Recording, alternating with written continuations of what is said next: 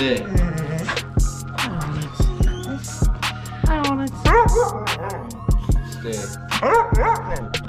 Charlie. What is happening, everyone? Welcome back to the channel. I hope you guys are having a fantastic day today, man. We have so much exciting content to come on the channel. If you guys are stopping by for the first time, make sure you guys hit the subscribe button, hit the like button, hit the bell notification, man. Stay up to date with my videos. And right now, we're actually just going to meet up with Scott and talk about his brand new cam that he ordered. Dude, we have incredible content coming on the channel. He just ordered a new cam for his 392 Stroker, and we're gonna go over there and talk with him about the new details of it. But before that, let's get you guys a quick cold start of the Scat Pack. Let's get it, guys.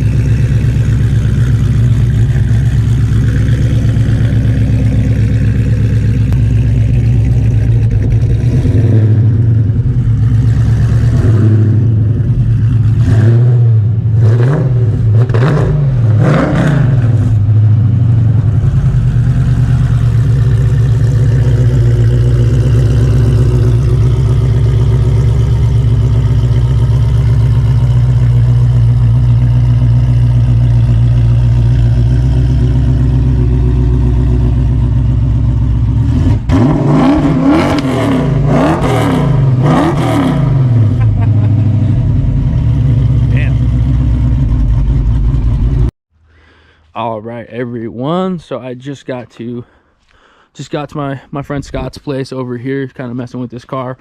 And how's it going, man? Oh, hey, how's it going, man? What's happening? We got the beast over here, man. All right, so I've already told some of the subscribers kind of what the new deal is. Why don't you tell us what's going to be the new cam setup on this? Well, this cam currently has a 213, 226 duration at 625 lift. I talked to Texas Speed. They said this was kind of a baby cam, so right.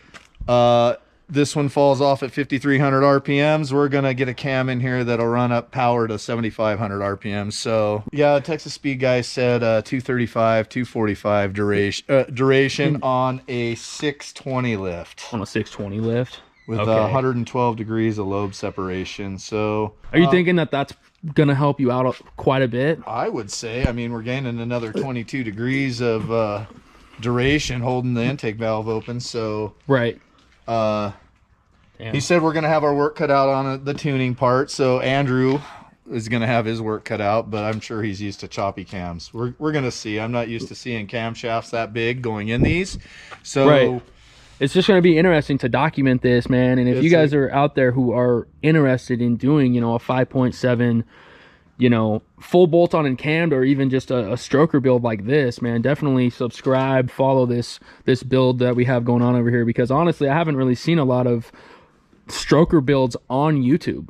There is not a lot of stroker builds on YouTube of them. So I think this is going to kind of bring a lot of insight to people who are just, hey, what kind of cam do I need? What kind of intake manifold? All these other supporting mods here. And then just getting it tuned and seeing what it makes. Now, what did the guy tell you from Texas Speed that it said 580 or 480? I asked him, he said close to 500. Close to 500 wheel. Can you imagine just, I mean, that's going to be insane. Well, just with intake headers and a tune and a cold air intake, and I mean intake the Victor. Right. And I actually lost power a little bit. Right, when you first put it on. Stock 5.7, I was 367 horse and like 402 wheel or foot-pounds of torque. I heard that. Yep. You know, and now we're at 426 and 437. I mean, that is super unimpressive with this camshaft that I'm running. Yeah, exactly. So I think that I don't know.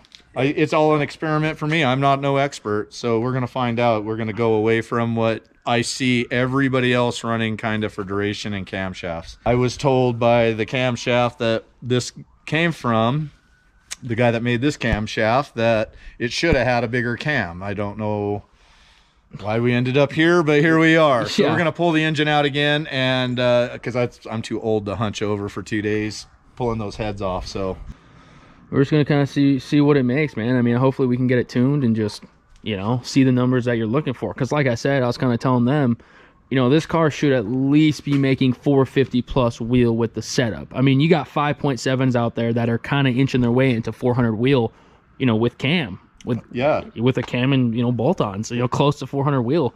So it's like stroked or with the displacement. Yep, so, not even or stroked. the compression. I mean, that's the, you know, I'm running 11.5 to 1 compression.